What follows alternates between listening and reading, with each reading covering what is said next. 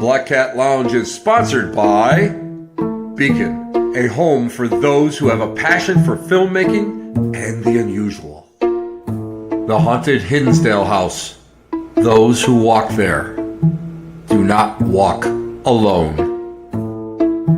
Paraware, apparel for the action-seeking paranormal investigator.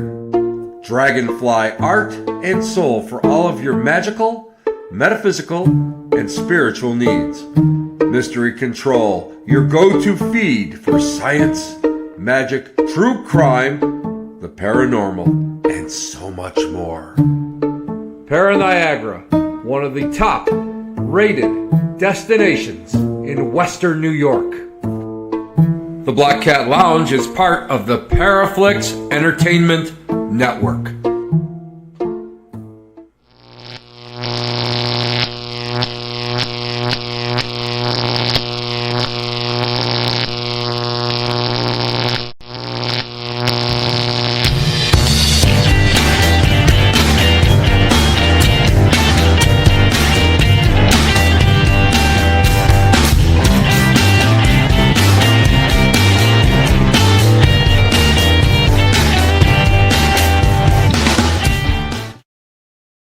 Everybody, Tim Shaw here. Thank you for being here on a Thursday night. I appreciate it more than you know. Why? Because I'm almost all skin and bones now. You know, without you guys hanging around here, I'm going to lose everything. I'll lose all my weight. You know how it is.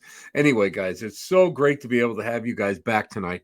And we have a great show. I respect these two people more than anybody I can even describe, but we're going to talk about them in a few minutes because we're going to talk about somebody who has been an influence on so many people's lives, including my own. So I can't wait for time. But anyway, I want to thank everybody that with the Rotary Club that I spoke with on Thursday night, Western New York and Southern Ontario, which is great. And I'm telling you, it was so much fun. I have not been investigating in Canada for so many years. So I got a chance to revisit some of my old cases, some of the great cases that I had a chance to really be able to get in there. And of course, Niagara-on-the-Lake is probably one of the most beautiful places in the region. And it's one of the most haunted. And everybody keeps saying the same thing. Well, you know, guys, it's scary. It's you know, but it's so historic. And anywhere you have anything that's historic, you're going to have a ton of activity. So it's just wonderful to do that. Now, before I do go on, hey guys, how are you? Deborah and Rhonda is on tonight. Before we go on, everybody is in an uproar. Everybody's talking about the movie about Ed Gein.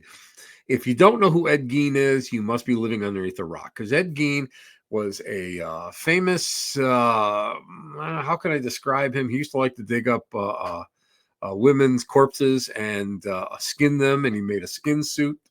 A lot of things about his mom. Matter of fact, the movie Psycho and Leatherface and all some other places, some other movies have been based on him.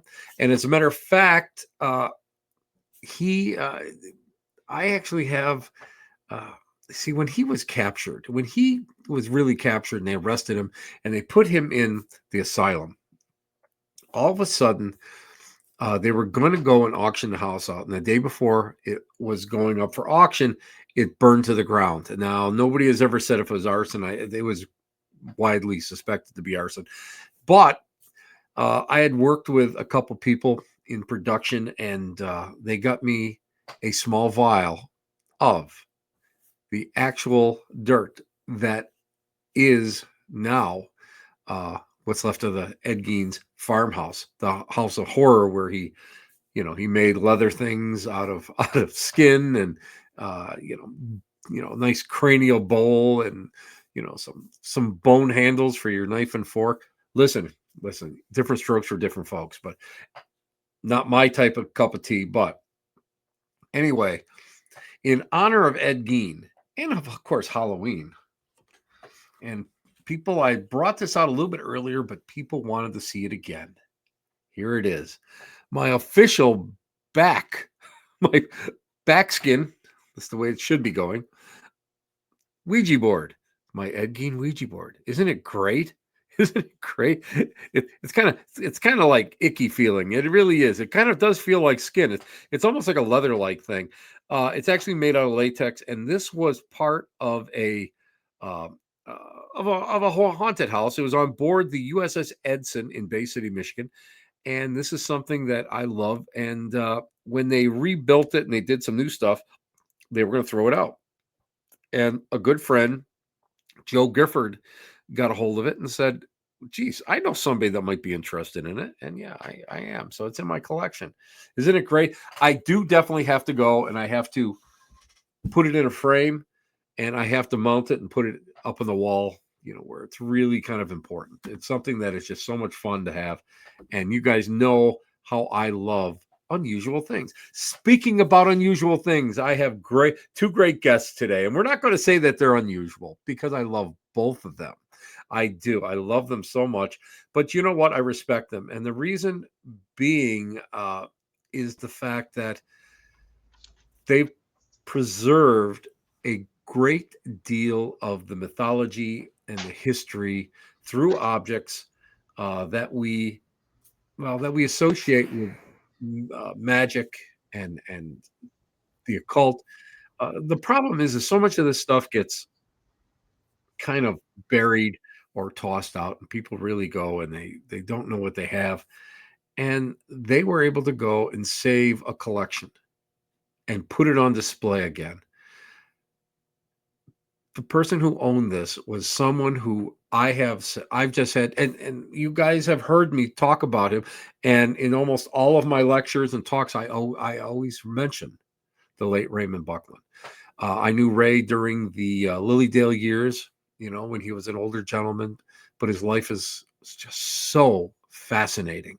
And then we're going to talk about his life and the influences that he's had upon the Wiccan religion and many people within the craft, but also the museum itself. The objects in that museum are incredible. They are incredible. And when I go in there, I get, you know what? No matter how many times I walk in through those doors, I always get the chills because again, I remember Ray and I remember meeting him and speaking with him and taking classes that he was teaching and sitting on the porch of the Maplewood Hotel in Lilydale, New York, in the spiritualist community, and just hearing about his life. So guys, without further ado, I want to bring on two great people. The amazing, not just regular, but the amazing Tony Rotundo, and who else? Stephen Innermill. Both are of the. Oops, let's go to this one. That's a little bit better. Both. There we go. Let's get him in there. There we are. Both are associated with the Buckland Museum of Witchcraft and Magic in Cleveland, Ohio. And if any of you guys follow me on Facebook, you guys know how much I love this museum. Guys, thank you so much for taking the time to stop by tonight. Thank you. Thank you for having us. Thank you for thanks, Tim. And thank you for being such a supporter. You know what, Ray was one of those people that he was infectious. That's the only way I can describe Ray. I'll never forget when I first met him, this little British guy with this gray shock of hair, and he had his beard was just trimmed to a point, and he was infectious. And I always remember sitting next to him, and we were talking about his childhood in England for whatever, first time I ever met him. And he goes, oh, I got a class. And I thought, oh, this guy's taking a class, right? He's getting up taking a class. And I had read Buckland books before, but I never put two and two together. Plus the photos were always of him as a younger man. Yeah. And a gentleman came up to me and he said, do you know who you were just talking to? I said, I don't know. He said his name was Ray. He goes, that's Raymond Buckland. I'm going, no, that can't be Ray. That just can't be Ray. No. And he goes, yeah. And it was from that time on. I always looked for him. I always remember him driving into Lilydale when he had his when he had his black Corvette, and just how people naturally just gravitated towards him. So I want to ask the two of you, Where did you guys meet Ray? I'm flipping through this book, this wonderful book that Jason Mankey, and I'm looking for a good picture. And there's one of the Corvette in this book also, I believe. Yes, yes. But I'm looking for a good photo of him. And this is the book that Tony was holding up, High Priest. And Yeah. I'm going to be honest with you. I read this in maybe 3 days, and I thought it was probably one of the better reads that I've ever had on. That's a bio, and I learned so much more about him than I ever expected. Yeah. So, Tony, where did you ever meet him? Yeah. Jason did a great job. My first initial meeting. This is a long story. I'll make it short. I don't know how much time we have, but my first initial meeting, and it was a metaphysical store called the Cat and the Cauldron. So the Cat and the Cauldron. And I was invited to a seance, my first meeting of Ray Buckland. Invited to a seance, didn't really want to go because we can get into that later, but at that moment I was having some issues, my own internal issues on communication with the departed. And I wasn't ready to go into a public setting. And the owner of the shop kept saying, we need a certain amount of people. We need you here. We need you here. And I told her, well, try to get something else. Try to get somebody else. But if you don't, I'll come. And so she called me that afternoon and said, can you please come to the seance? So I did. And I walked in. If you've ever been I know you've been part of many, many seances, but I didn't know anyone there other than the owner of the store. And this 5'5", I think he was 5'4", 5'5", white-haired English gentleman came up and introduced himself to me as, I'm Raymond Buckland. And we sat next to each other and we joked and we talked, and he was an amazing medium, amazing psychic medium. And I didn't know who he was. I had no idea. I was into Wicca, witchcraft. I was into witchcraft at that time, but I wasn't really reading the male authors. It was more the female authors. And then later on, the owner of the store told me a little bit about him and pointed out his book. So I started reading about him. And that was, I'm in my 50s. So that I was in my early 20s. So that was a long, long time ago. So that was the very first time I had met Ray. And then after it was, he would come down to Columbus we had the Universal Light Expo, just a very large metaphysical conference. And I was volunteered to sit at his booth with him so that he can talk to everyone that would come up, and I would write out the receipts and take the money for his books. So I really got to know him then as well. When there was no one around, we'd joke. He was always joking, always. And so I really couldn't take him as serious as so many people do, because we were always joking and kidding around. And then I went up to Lilydale for a seance. It was the Victorian morning seance. I don't know if you'd ever. The morning, it was, the tickets sold out right away. As soon as they announced it, the tickets sell out. And it was Anne Gaiman. Oh my God, yeah. Patricia Here we go. Bell. Here's a picture of Ray at the seance. Okay. Oh yeah. Yes. The Victorian. That's him. I always remember seeing him and going, my God, I envy wherever you got your clothing from. Yes. And I think, I know we have that outfit. We do have that outfit, and one day we will have it on display. So yeah, I was invited to the morning seance, and where I was, it's a large assembly hall there. and lots of different tables, and you had to pick a number, and that number you go to that table, and that's the psychic medium, or and we were over with Anne, and Ray was in charge of the table tipping. He was doing table tipping that night. So yeah, so that's a long story. And then after that, he ended up being my high priest, in our group, in our coven. So got to know him. He was amazing. When I first saw him, he was walking in dressed like that, and he had a automatic writing planchette about that long that I always wish that I could figure out where that ended up, because that's just an amazing piece. I'm gonna replicate it someday. Steve, my good friend Steve, and how did you ever go and meet? Well, so back in the 90s, I worked at Walden Books, and I used to sell a heck of a lot of a book called The Complete Book of Witchcraft. And I was absolutely fascinated by this book. And mostly I was fascinated, like, how can we not keep a book like this in stock? We just every day, they were just going down, and we'd get more in. I was actually very fascinated by this. And I remember flipping through it and being like, okay, well, Raymond Buckland, interesting. And then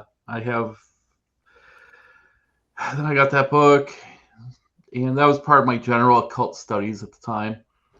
Then somewhere around 2009, I was walking down the street in Brooklyn, New York, and I went to a book dealer. I purchased this book here for probably about $15, and this became one of my absolute favorites. The Truth About Witchcraft by a Witch High Priest. The Witchcraft Ancient and Modern. And then one day, years later, I was selling leg lamps at a Christmas Story house. And I went to Salem shortly after this. And I believe I saw a flyer for Ray's Witchcraft Museum going to be shown in Salem. And this intrigued me. And let's see. I moved to New Orleans, and then I moved to Cleveland. And I was selling leg lamps for a living. And I thought to myself, I like what I do, but I don't really care for leg lamps so much. I could do this on my own. So I emailed Ray Buckland out of the blue, and I didn't hear back from him. But shortly after, I heard got an email from, I got a phone call from Tony Rotunda down here. And we had a conversation. We hit it off. Went down to Columbus. And the first words Ray Buckland ever said to me, though, is pointed at the Demon in the Box was being shown at a comedy night. And he said, Stephen, I believe this is going to be your problem now. And that's where hilarity ensued. Yeah. This is all getting fuzzy. This is so many years ago now. This is one of my favorite pictures. It's one of my favorite pictures of you and Ray. And this was at the museum opening, at the old museum. Now look at that good-looking guy there on the left. Yeah. Look at that guy. That's the guy that I met when I made the pilgrimage down to see the original museum, the first museum. Yeah, look at that uptight guy that got his hair cut every 3 weeks. I wish I had your problem, but you know how that is. You know how it is. Let me ask the two of you. Gerald Gardner, back in the old country, was he as influential in the formation of Ray's love of and interest in the craft as many people say he was, or do you think it was something else that Ray was influenced by? Well, I think more than anything, Ray was influenced by his uncle. What's his name? Uncle George, the one who he borrowed all the books from. Right.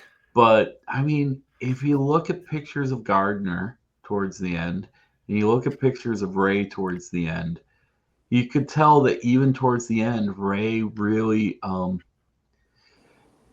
Gardner was kind of like his blueprint of how a witch should be. And I don't think I think that's probably the goddess honest truth there, because think about it. Ray wrote about witchcraft. Well, Gardner writes about witchcraft. Ray writes about witchcraft. Gardner has a witchcraft museum. Ray has a witchcraft museum. Gardner has his own tradition of witchcraft. Ray founded a tradition of witchcraft. Just over and over. And towards the end, they had spiky hair and cool beards. And I think Gardner really kind of laid down the blueprints of what a witch should be to Ray. Now, you agree, Tony? I agree, absolutely.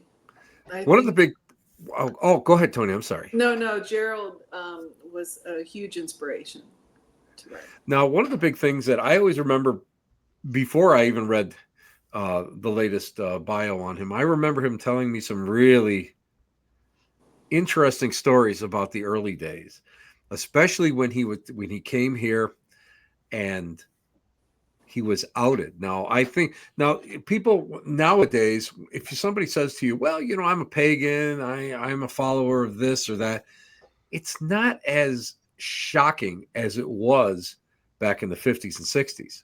No. I mean, that had to be like earth shattering. Right. Can you guys tell everybody a little bit about when he got outed by that? Well, I don't. I did not know that he really did not like that woman who did it, which I can't blame him at all. Could you guys tell a little bit about that story? Well, when we first opened, this is always what resonates with me, is we had a line down the street. We had people from states away. It was this whole scene. And I said to Ray at the end of the night, did you have this reaction when you opened your place in Long Island? What it's called is fishing for an attaboy from the Witch King, right? Buck turned to me and goes, well, Stephen, many people enjoyed it, but shortly after, or he goes, keep in mind, shortly after, someone did set my car on fire. Yeah. And, And I always think, what would I do? Now, I mean, I'm pretty locked into what I do. So if somebody set my car on fire, I'd have to figure it out. But at that point, I was like, maybe I go back to selling leg lamps. I don't know. But I mean, that had to be like so jarring. And I'm surprised that he kept on going. But I mean, it had to be so intrinsic within him that it almost becomes second nature. When what I really thought was really jarring is when I got kind of outed to be what I did in a local newspaper, and nothing to the extent of what Ray had to go through, but I mean that had to be so crazy. I wonder what do you guys think? Do you think Ray at that point thought about maybe what am I doing, or do you think that the belief in the goddess and the belief in the craft was so overpowering that he knew he had to push on? Well, Tony, I think it's time to talk about the foliage vase. Oh, it's so we had this discussion. Ray lived in a town called Glenmont, not too well, kind of in between where Stephen is in Cleveland and I'm in Columbus, Ohio. And Ray lived in the middle. And for the longest time, when we were cataloging the museum and going through all of the artifacts, we would go up and visit with him, and he would hand over more things, more archives, artifacts. And we were going through a bunch of 3-ring binders, He was an impeccable note taker. He kept everything. Everything was meticulously kept. And so he had boxes of 3-ring binders with everything in it. And we would go and spend the whole afternoon with him and listen to all of the stories. Funny. There's always a joke. he had the greatest sense of humor, greatest sense. And he was a stand-up comedian at this time too. Yep. So he was doing this, and the proceeds were all going towards the public library there. And so always a joke behind every story, because, you know, he had been through so much and was, you know, not just trying to live lightly and not take things too seriously.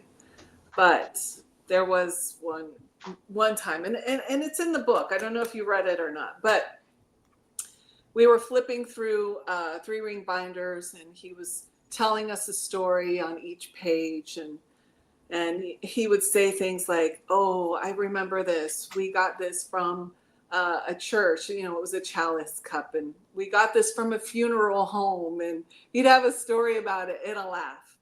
And then one was a picture of an old candelabra that he had brought over in the 60s that belonged to his grandparents.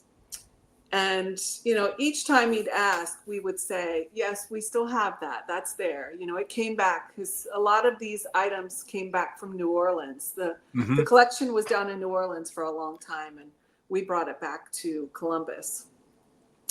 So we would tell him, yes, that's still here. Yes, it's, you know, we've got some repairs to do. And then there was this one item, and it was a picture of this, you know, candelabra. And he told us a story about how, you know, he had just been initiated into the craft. Monique Wilson had initiated him.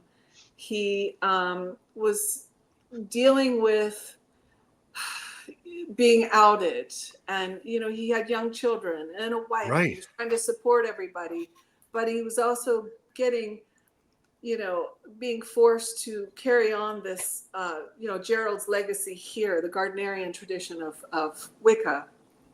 And he wasn't sure if this was the right idea. Like, should he just abandon all of this and get a regular job? Because this was taking up so much of his time to start this tradition and have this coven. Right. And he was cleaning this candelabra, and he was telling us the story about he was cleaning the candelabra, and it had loads and loads of, you know, paint on it, layers of paint. And he was praying to the goddess, you know, what should I do? What should I do? Because there's so much pressure on both sides. And can I just, you know, he's, I think, working for British Airways at that time. You know, he had a decent job, but he was traveling back and forth, and I think he had to sell a car to get over to the Isle of Man for. Yep. So they were struggling financially, and struggling in the community as well.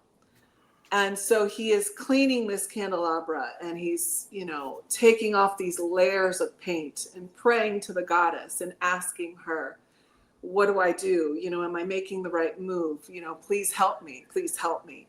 And as he's cleaning it, this little silver face appears in this, you know, thick painted candelabra that he can't even really tell what's under it.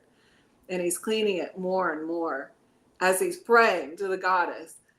And he takes off the layers of paint, and this foliate man image of this, you know, appears underneath all these layers of paint. And he realized that the goddess was answering him there. You know, I know it might be a silly story, but for him, he kind of broke down, and the first time I'd ever seen him cry, and he broke down into tears. And I you know, I was trying to record everything that he said, every story I've got, you know, I've recorded. But as soon as he, you know, he dropped his head and he starts weeping, I have to turn my camera off and pretend, you know, and I was panicking. I didn't know what to do. Like, Ray Buckland is crying, and, you know, it was a really tender moment. But there was, yes, a time where he wasn't sure. He, you know, he thought he was making a mistake. But you know what, at that time, when we think about it, because we've all lived through the old satanic panic back in the 80s. Yeah. that still was not as bad as the 50s and 60s when this was starting to come up. And I remember as a kid in the 70s when the new age movements were just starting to take hold. And it had, a lot of people, well, I always call them blue hairs, but a lot of the people that I knew, even in the spiritualist communities, they suffered a lot. Yeah. For the religions, for their traditions. And I don't know, it's a different ball game now. But back then, I mean, nobody made a lot of money doing anything, and it was a struggle, and you had to do it out of a compassion or a passion, and you had to be a part of this movement in order to go and really have something that's intrinsically fulfilled within you. So that is why it's always been amazing when I look at his life and how he actually came up and developed so much and was able to go and be such a prolific writer on so many different subjects. So that to me was just an amazing thing. Now, Stephen, well, go ahead. Didn't you tell me once that you got hassled a bit at work when you got outed? There was like a newspaper article, and some people found out about it, and maybe they decorated your locker. And this was the 90s when I got outed, and it was late 90s, early 2000s, and in the Buffalo News, they had a picture of me twisting spoons up, and I had done something at a local, I don't know, oogity boogity thing, and it ended up being in the union box, in the union notification box, and I couldn't get at it. And I had a little bit of it was like half the department that I worked for didn't want me even around them, and then the other half thought it was pretty cool. But that it was something, and it was sort of like you're just a freak and a weirdo. That's the way I was perceived for years until I got a break on TV. And after I got on TV, then I was the coolest thing since sliced bread. But and I mean, that suffering for me was nothing, because they would just take me out and put me on another crew, and with people that were a little bit more like-minded, and it wasn't as much of a trouble as it was for like Ray. And I mean, and I can't even imagine what it was like back then, even though I was alive and younger. But I mean, I can't imagine what kind of stress and how much stress it put on him in order to do that and keep his family going and keeping his family together over the years. Yeah. Now, Stephen, let me ask you this one.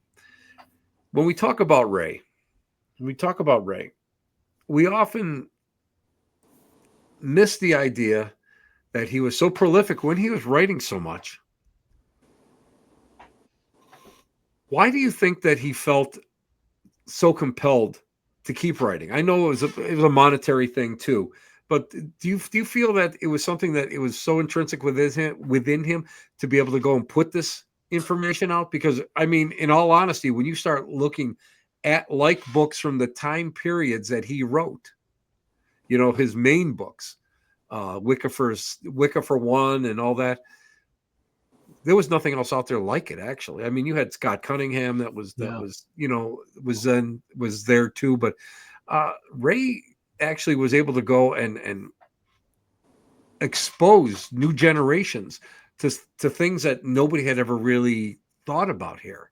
So what do you think that it was that compelled him to write so much? And he was a writer's writer. Well, that's the thing, is Ray was a writer at heart. I think he was a writer above everything else, because I mean, in the end, he wasn't just writing witchcraft books. He was writing all sorts of, like real, like Clive Cussler, page turner kind of books.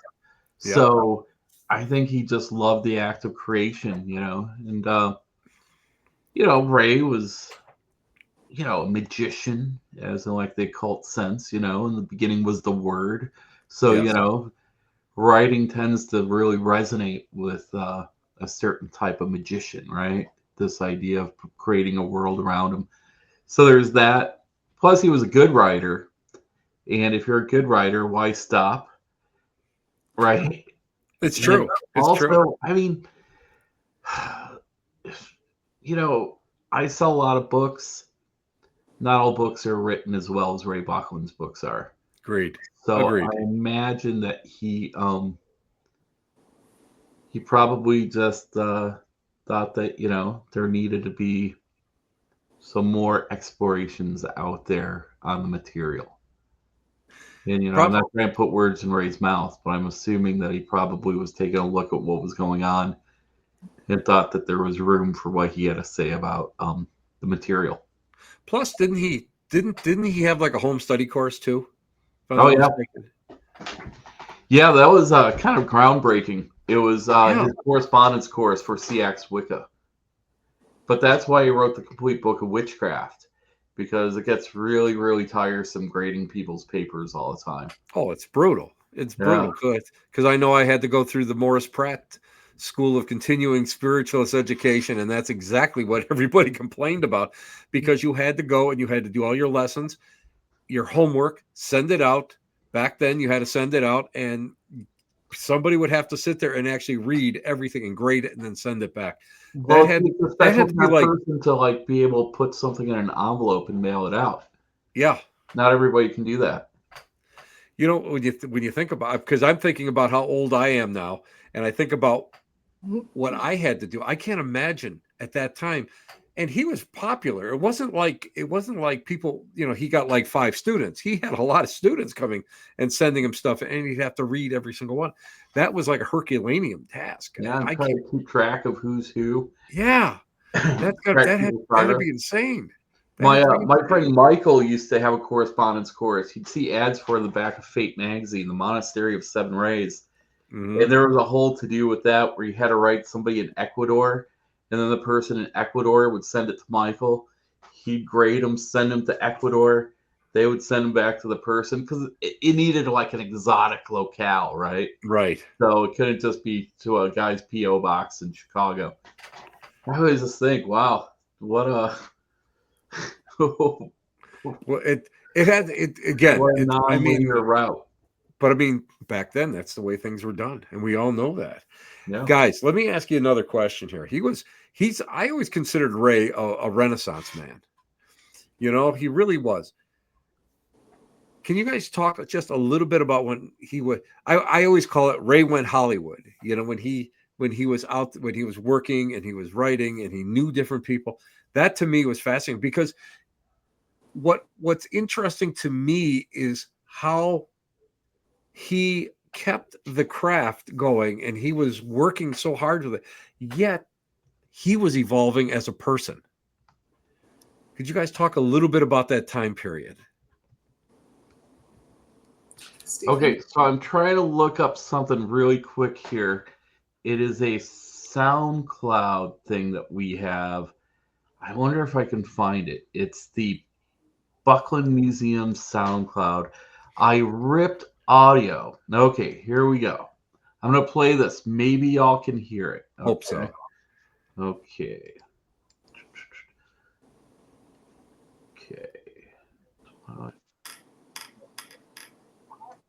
That's not what we want. Let's see here. Technology is wonderful. Yeah, I wish I had thought about this. Let's see. This is all this other stuff here. Anyway, somewhere we have a recording of Ray Buckland and John Carradine. Yes. Creating audio. They wanted to do like an In Search Of style television show. And anybody remember John Carradine, one of the great actors? And it's Ray Buckland directing John Carradine via this audio about like this exploring the world of the occult. And it's really a lot of fun. So anyway, that was when Ray went Hollywood. Tony? He was also instrumental in some of a few movies that were out. They would always reach out to him to get his insight on I think The Exorcist was one of them. Rosemary's Baby was one of them. What's the poster we have hanging up? Necromancy. There were a number of movies that they would seek him out and get his, they wouldn't always use everything he'd say. And I think he was very disappointed with Rosemary's Baby because the information that he was giving them and where they went with it, with Satanism, he was really upset about that. He was really upset. That's typical. That's so think typical. about it. His wife's name was Rosemary. Yeah. Which had to be kind of scary. Yeah. But he's just such a Renaissance person because but he wasn't just a writer. I mean, he was a pilot. He was a mechanic. His hands, he was so busy doing different things that, to me, he is a role model for people of my generation because of the fact that he was so interested in doing so many different things, and he kept himself busy all the time. And even though he may have been known for his work within the craft and keeping that craft alive and being able to go and accumulate all sorts of different items and things like that, he wasn't pigeonholed. He never pigeonholed himself. No. Do you guys think that that's because of that was just Ray, just the way he was, because he just found everything so interesting and found everything he had beautiful? A passion for everything. Another thing that a lot of people don't know is he was a jazz musician. Yes. And he was phenomenal jazz musician. And we have some of the records. What was it? Count Rudolph. I think it is in the book. Count Rudolph. Count Rudolph and the Jasmine. Okay. Incredible. Amazing. Stephen has some of the copies. Well, it was played on a record just recently at the radio station. What was the Yeah, we had a chance to actually play Cleveland. Play a rip of it. It was 78. It was he had given it to Craig Ford. Wow. And there used to be a really great radio station in Cleveland called WCSB, which was a local student-run radio station. Incredible, but it just got taken over by corporate overlords. We can't really talk about it. I'll just sit there and rant for the next 10 minutes about it. But they some of our friends, Joe and Connie, played it on their radio show. That was a lot of fun. So. I love it. And you know what? Again, I think when I think about Ray, I think he should be almost a poster boy again for someone who he never really tired of life. And I think that's something, if one thing people walk away from this show or reading the book or the bio or even talking to any of us comes to the museum, the idea is that he is someone who, yes, he was human, but he found joy in life. And I think that's just amazing. Now let's talk about the museum, guys. Who came up with the idea for this museum? Because I'm going to be honest with you, it was on my bucket list when I first came. When I first came to visit Stephen, and Stephen was he wasn't at his healthiest at the time, and I was bothering him that day. But you weren't a bother at all. You were a fresh breath of fresh air. When was that? When was the first time you had visited? Do you remember when I had shingles, Tony? Yes. That's when I met him. He came and visit that weekend. And I saw this wild guy just like lurking around the front. He had this very you could tell he was tamed by a woman. What? Yes. Oh my God. Well, hi Nancy. she's watching. She's watching. Oh my God. The museum itself has actually been around since the 60s. So it's been around for a very, very long time. When he came to the States and started the first coven, recognized coven, Gardnerian coven, started a bookshelf in his basement, and people were starting to give him objects, artifacts, and so it started from there. Just started from a couple shelves in his basement, and then it grew to where he needed to get a larger space, and it passed from Virginia, Long Island, all over, and then it ended up in New Orleans. And I'm just giving you the nickel tour of the story, but there's a lot that happened. It ended up in New Orleans. The last caretaker was Reverend Velvet. She was wonderful, a beautiful, beautiful person, and took very good care of it. But she got sick. She developed something called Pick's disease, which is an accelerated form of dementia. Yeah. And within like 4 or 5 months, she just couldn't do it anymore. And I ironically happened to have a family reunion down there.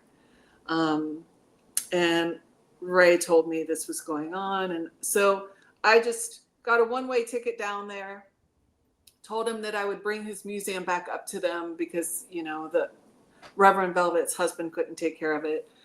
And so I was going to bring it back up to Glenmont, to Ray. He lived on a farm. He had plenty of storage. And he had said that, if you're going to go down and get it, why don't you just keep it? And I said, no. Yeah, I agree. I know what's in there. No. I agree. I'll give it to you and you decide. And he said, if you're not going to go and get it, then I have somebody down there and they'll buy it. They want to buy it. And so I won't tell you all the details, but we were worried that whoever was going to buy it was probably going to dismantle it. And correct. Which is the same thing that happened with Gerald's museum. And, his pieces are all over the world now. So I went and got it and brought it back here to Columbus, actually in this house that I'm in now. And, this was, I think, 2014, 2015. And it took a few years to go through everything, catalog it. And thankfully, Ray was still, he was still with us. So we could call him, send him photos and get all the stories and, anything of relevance that, we really need to make sure we can tell people about. So he was with us for a few years for that. And then one day sent me an email from Mr. Interville. And so we bantered back and forth and set up a time for Steve to come down. Warlock Steven. Warlock Steven. Love that. You the Warlock. I will never call you that. I'm sorry. I will. That, Tony. Yeah. What? I'll be calling him that now. You know that ever since with that radio interview, Warlock Steven is now your new moniker. Right. So Stephen came down and visited the shelves and the boxes of what was the Buckland Museum. And I believe it was the next day he called and said, I have an idea. Yeah. Well, the weirdest thing happened on the way home from that trip. I had gone with my old boss, Josh, who now owns a Christmas Story house. Or I guess now it's the house from A Christmas Story. Anyway, we were driving up 71 and we witnessed a motorcycle accident. And we pulled over the side and checked out the situation. And it wasn't very good. And we were waiting for the ambulance to come, and the ambulance came. The thing we were doing is trying to make sure the guy wasn't getting up and moving. Right. His girlfriend was fine. But this guy who was riding the bike, they flipped a few times. And, you can't walk around, and he's trying to get up. And then the ambulance came, and we get in the car, and Josh says to me, I know what you're thinking. You're thinking that this collection is cursed, and that's why we witnessed this. And he's like, but think about it. If the collection was cursed, we would have been the ones in the accident. I said, all right. And he's like, it's more like the universe saying that you have to do what you want to do. And I appreciated that. And I kind of greased the wheels a bit. I called Jillian, my wife Jillian, on the way home, and told her about what I saw. She said, "Don't sign any papers immediately." And I was like, "Relax, relax," you know. But that's when Tony and I started scheming, you know, coming up with an idea. So the museum is something that is, if you are a student of witchcraft and magic, if you are a student of Gardner or the possessions of Ray, just to walk in there and see his ritual robe or his Romney clothing, you know, from that gypsy photo shoot he did, and to be able to go in there and see that is just amazing. I'm going to ask each one of you, what's the most interesting piece in the museum for each of you? On display? Doesn't have on or off display. Okay. There are so many. And I always have to go back to this one particular piece that I adore. And it is and I say this because a lot of people ask that question and it's always the same. And it's a beautiful piece. And I kind of visualize what Ray's grandparents, how they used it. But it is a cast owl head with wings, and the wings are flats, and the owl head itself opens up for where they would have stuck the ink wells in and then the pens would be draped across the feathers of the owl, and that's one of my favorite pieces. That has just so much meaning, especially because of the fact it just wasn't Ray's. No. It goes back in his family, and he kept it because it meant something to him. That to me is what's so poignant. Yeah. What about you, Stephen? Well, I want to add something to what Tony just said, because I love that piece because of its history and all that, but also in the film Scorpio Rising by Kenneth Anger, there was this amazing part. And I mean, I'm a ring guy through and through. I love rings. I think they're the best part of being into the occult. Just love them. There's a scene in Scorpio Rising where the character of Scorpio places his rings onto the same exact owl. Not the same exact one, but one just like it. Wow. And, I was watching it a couple years ago when Kenneth Anger died. I was like, what? Amazing. So I love that piece too. It's always all this stuff's always intertwined and interconnected. But I have a real hard time with that question, because to me the importance of the collection really is the gestalt, right? The whole collection together. It's just, I love walking in there every day and just feeling the vibration of every single piece in there, just like sometimes slightly out of tune with each other for a moment, and then eventually it's very alive. It's very alive. Yeah. Yes, it is. Yes, it is. So I really, really just love the whole thing. But I think to me, like, the piece that makes the collection what it is would be Rowan, the Robat's wife, right? Rosemary Buckland, her ceremonial headdress. Yep. Crescent moon, because it's amazing. It's like everything we do, I feel, is beamed out of that moon. Everything is a hologram that's projected from that crescent moon.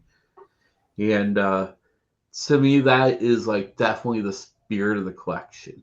But then with that, I also say the beating heart of the collection is the antique mandrake root.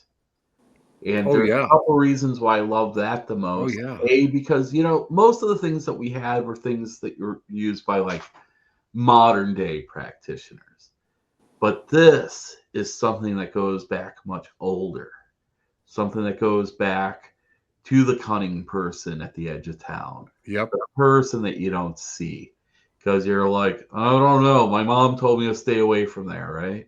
But this is such a powerful piece of just occult power. And yeah, to me, the antique mandrake, that is, if you just pick it up while you're not paying attention and you're trying to dust or whatever, and you're not prepped for it, it'll like psychically shock you. You have to ground yourself before you love that. hold it. So to me, that's really the beating heart of the collection. So it's hard for me to really go and find my best favorite piece. Of course, you guys don't have the one piece I really do love on display that we often. do. Oh, did you put Rosemary Ellen Guiley donated a black not mirror. on display. So can I tell a story about that one? I love Ro. I loved Ro, and she's another person that was very influential on me. But the one piece that, and for the life of me, I can't believe I missed it. Up until I remember the one time I came in there and said, "Is that Gardner's valise? Is that his?" And you said, "Yeah." I'm like, I had, for whatever reason, I had never seen it, and to me, that is like such a Unitarian piece, but it's such an important piece of the early part of the reclamation of the craft and bringing it back and finding, because we all know Gardner was an anthropologist and he was out there looking. And I can only imagine the stories that piece, that valise would be able to go and tell us. And that to me has just always blown my mind with that. Guys, we're running out of time. What do you guys got going on at the museum? November 30th, Weird Wonderland. We're going to have a market.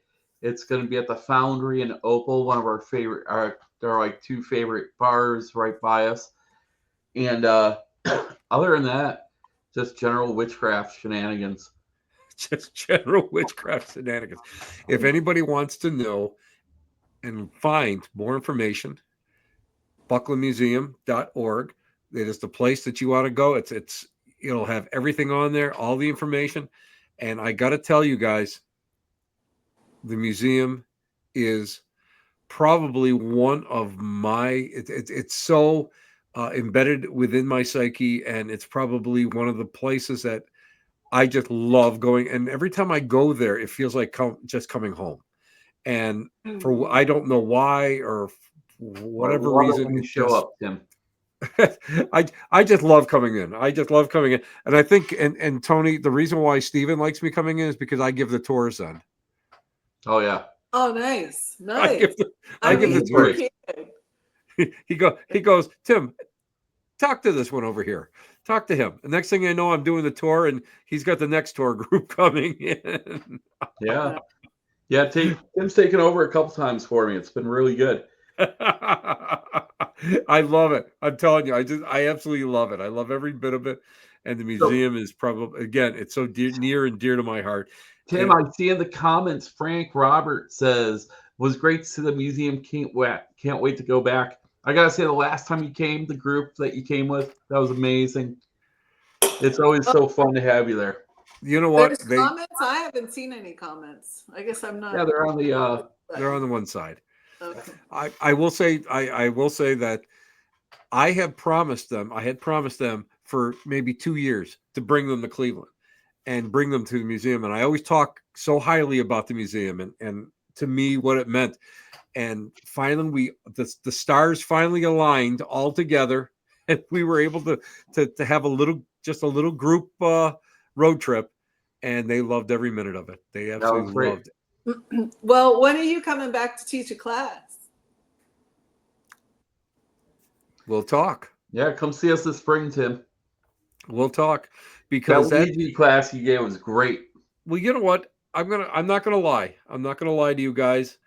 it was one of the there are certain places that I really want to teach at, and I really enjoy teaching at. And to be able to say that I taught a class at the Buckland Museum of Witchcraft and Magic, I'm not going to lie, was one of the high points of my life. I'm going to tell you that right now, because it's so important to me. The museum, what it represents is so important to me. Knowing you guys is so important to me. And having known Ray during the Lilydale years when he was at the Dale and he was teaching, and to learn so much from him and be able to talk with him one-on-one so many different times, that every time I went there, he was there, and it means so much to me. It really does. And I am so grateful for the two of you to preserve his legacy. You're preserving his legacy. It's just not objects. It's his legacy. And, people go in there and they see objects, but they have to look even further into within these objects, why and what they meant to Ray, and how he was able to go and use them to project forward, or however he did, whatever he did. So, guys, stay on the line. We gotta close out. I want to thank you properly off the air. Thank you, guys. Tony, thank you so much. Stephen, thank you guys so much for being a part of the show. I loved it. I will be right back, guys, and give me 5. Give me 5, guys. Give me 5. I just love this show. I absolutely love being able to bring on wonderful guests like Stephen and Tony, because, again, Ray Buckland was an influence on me, and he's still an influence on me because of the fact that I'm a writer, and I loved it, and be able to go and share my knowledge, and I'm just so fascinated. And the one thing, again, I would love to see everybody walk away from today is find that childlike wonderment in life in general. Find it, keep it, work on it, possess it, and keep it going. Find that interest. Find it. It's a passion in life. It's there. All you have to do is look for it. Guys, we'll see you next week, Tuesday. You've been listening to the Black Cat Laundry Elite Meet next to the dumpster transfer station, guys. Ciao, babies. Take care. See ya.